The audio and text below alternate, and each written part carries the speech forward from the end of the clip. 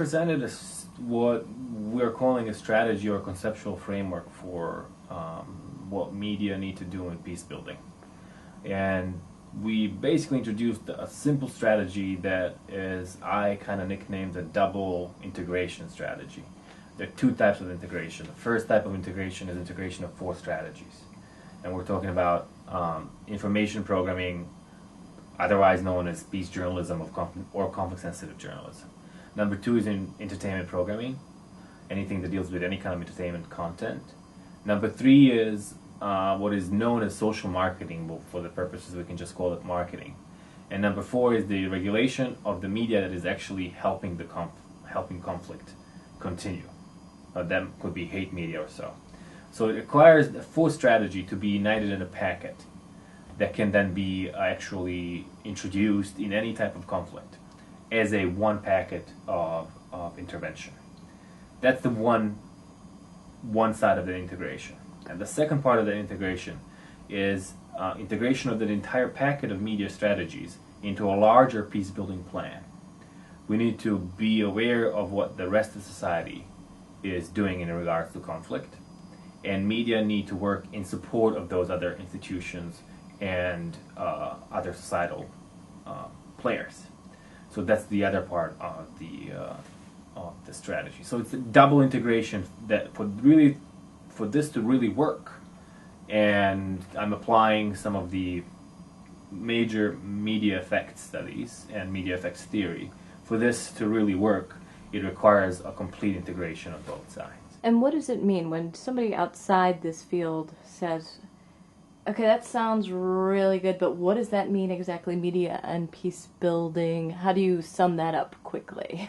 Well, it basically tries to use any media content, anything that is shown on television or written about in a paper or talked about on radio, and it gives that kind of broadcast a simple goal, that is not to promote conflict and to be conducive to the idea that the peace is an option that is much more suitable than conflict is.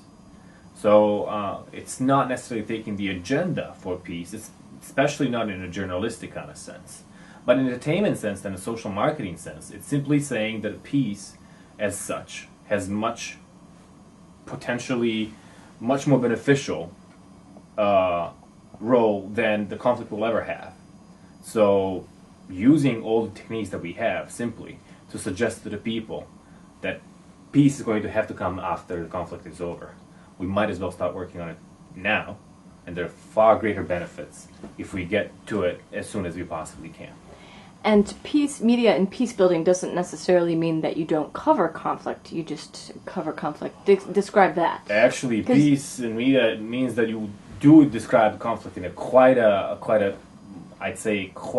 detailed way. It means exactly that you actually take the conflict and describe what it means. You describe not only how many people got killed during the day, but describe the root causes of the conflict, describe the parties and what might their interests be, describe what they're fighting about, and then also describe what could possibly be the solution for that. It's in-depth understanding of what conflict entails. We often see a report that say today in Islamabad, the embassy was bombed and 6 people died, and that's it. We don't really describe anything that, what preceded that, where did it come from, and what could possibly be done to resolve the problem. And that's what peace media actually tries to do. But you have to have time to do that. How do you explain to journalists, well, you have to give background when a lot of times they don't have time on the screen. Right. Or on the radio. And again, it's just changing the focus. I think a lot of times people are attracted to the basic mantra of journalism: if it bleeds, it leads, and that's all they could focus on. Story about Danish embassy can be told, having in mind that if it's a 2-minute report, 1 minute should be given to the context of that attack, and not simply on the footage of the bloodied bodies that are all over the yard, and that takes probably more than a half of the report. I mean, what is the value of us seeing the body that have been, at least for a minute, I really see little value in that, apart from the fact that we are innately attracted to that kind of thing. Everybody stops by on a highway when there's an accident. We should ask ourselves why. Are we innately attracted to that kind of thing? What is it that attracts us to it? And we should really be able to resist that kind of impulse. And this is exactly kind of anti-impulsive behavior that we should be able to control rationally.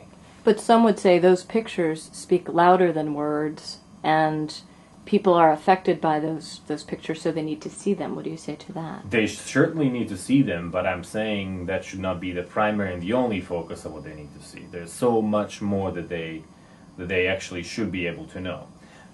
We should not be driven at this time and this part of our history by, and media should not be in the business of giving us what we want.